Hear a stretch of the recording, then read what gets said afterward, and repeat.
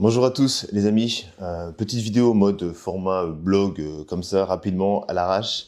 Hop, on va enlever ça parce que je vois que ça fait des reflets. Pour vous parler un petit peu à chaud, sortie de réunion avec un client avec qui on fait du consulting et on l'accompagne du coup pour son SaaS. Je vais peut-être me poser ici, ça sera plus sympa au niveau du cadrage et surtout j'aurai moins mal au bras à force de tenir le pied. Ça je peux que je change de bras, que ça bascule un petit peu pendant la vidéo, désolé. Du coup, je disais, pour en revenir au cœur du sujet, on fait la réunion avec ce client, du coup, qui a l'objectif de sortir son SaaS en early stage, du coup, MVP. Pour entrer directement dans le vif du sujet, la question du jour, le questionnement en interne, c'était quel stack on va utiliser. Ok, un débat. Donc, ils avaient une petite semaine pour en réfléchir avec le CTO et les autres devs pour en parler. Pour vous donner un petit peu de contexte, aujourd'hui, actuellement, ils ont un... Hop, si je fais ça, c'est mieux comme ça. Hop, hop. Aujourd'hui, ils ont un site vitrine qui est sur WordPress, du coup du PHP. Et le tech lead, du coup, maîtrise PHP et a une appétence particulière avec pour Laravel, en termes de stack de framework un peu plus poussé, pour ceux qui connaissent. Ok. Et du coup, ils discutent, ils échangent, donc je participe à l'échange et au débrief, on va dire, et ils me donnent leur avis, leur opinion, et ça débat. On voit que leur tourne, on avait une heure, quand on avait 45 minutes, une heure, on va dire, parce qu'il était pressé. Euh, on a passé, j'ai écouté, j'ai subi pendant 35 minutes, du coup, les débats en interne. Du coup, c'était pas déjà très clair au moment où on a fait la réunion. Bon, ça, à la limite, c'est pas un problème, hein, on est là pour ça.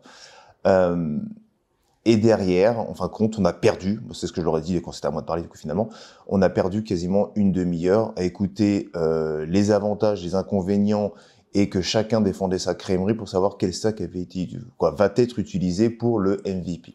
Donc, encore une fois, on parle d'un MVP. Quelque chose, je le rappelle, où on est censé tester les fonctionnalités et justement, à ce niveau-là du projet, et c'est ce que je leur ai dit, du coup, pour rentrer, du coup, pour avoir mon avis là-dessus, à ce stade du projet, la stack technique n'a vraiment aucune importance. Même à un stade avancé, ça n'a pas vraiment d'importance. Ce qui est vraiment important à retenir, et ce que j'ai envie de partager avec vous, c'est que arrêtez de vous triturer l'esprit avec les stacks techniques, à vouloir avoir le dernier Next.js. Moi, personnellement, je suis team PHP, je suis un fervent défenseur de Laravel, ou en tout cas, j'aime utiliser ces stacks-là. Donc, quand je le peux, quand il y a le budget, et quand j'ai la possibilité, et quand c'est pertinent, bien sûr, je me fais plaisir, j'utilise du Laravel. Pourquoi je me ferais pas plaisir? Mais là, pour le coup, on parle encore une fois de MVP. La stack, c'est pas un point d'attention aussi particulier qu'on veut vous le faire croire. Il y a un dicton en dev qui dit la bonne stack, c'est celle qu'on maîtrise. Et pourquoi on dit ça? Parce que quand on maîtrise quelque chose, on peut avoir des rendus, du rendement et effectuer un travail de manière en général propre, rapide et être flexible, si on veut revenir en arrière. Et c'est ça la puissance, c'est ça qu'on cherche, qu'on veut faire un MVP, c'est la rapidité d'exécution, la cohérence de la fonctionnalité avec ce qui était attendu, le délivrable, et on demande que ça.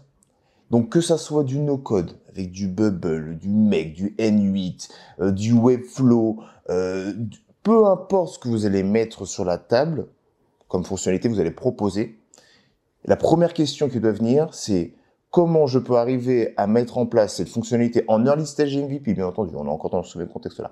Comment je vais pouvoir réussir à mettre en place ces fonctionnalités de façon, en général, c'est le nerf de la guerre pour la plupart des gens, la moins coûteuse, la plus rapide, mais aussi qui garde un petit peu de flexibilité. Parce que si je dois modifier ou réitérer, il faut quand même que j'ai une marge de manœuvre. Si on est d'accord là-dessus. Ok ? Et c'est ça qui est important. Vous avez tellement d'autres sujets beaucoup plus importants. Parce qu'aujourd'hui, je vous mets au défi de connaître la stack technique sur un SaaS que vous allez. L'utilisateur final, en fait, là où je veux en venir, c'est que l'utilisateur final, le client final, il s'en fout.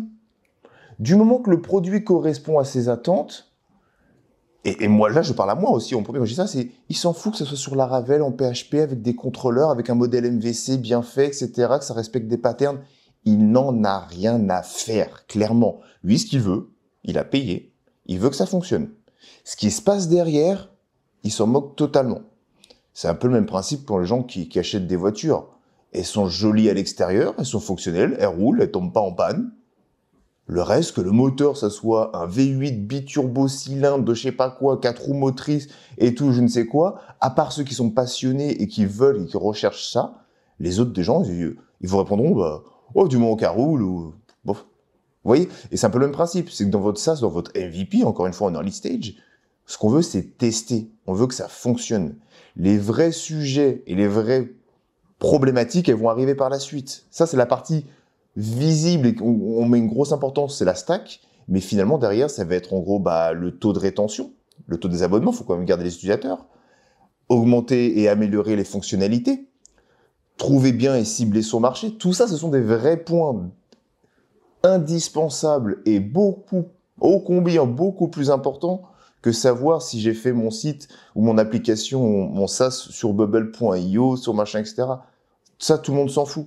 À part les développeurs comme nous qui faisons un clic droit inspecté ou F12 pour regarder la console et regarder un petit peu comment c'est fait, ou utiliser des plugins pour vérifier la stack qui est utilisée.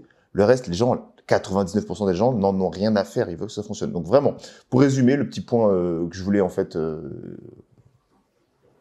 souligner, c'était vraiment la stack. Arrêtez de vous prendre la tête avec ça. Les sujets beaucoup plus importants, le pricing. D'ailleurs, on a fait un post LinkedIn là-dessus, je vous invite à aller voir. Au niveau du pricing, ça, ce sont des choses qui sont ultra importantes. Ça, ce sont des choses qui peuvent casser un business.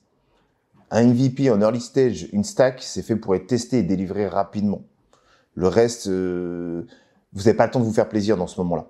C'est quand on se fait plaisir, et là, c'est bon, et c'est là qu'on sent qu'il y a un sentiment de réussite, c'est que, ok, je vends, j'ai mes premiers clients, j'ai mes premiers milliers d'euros qui rentrent.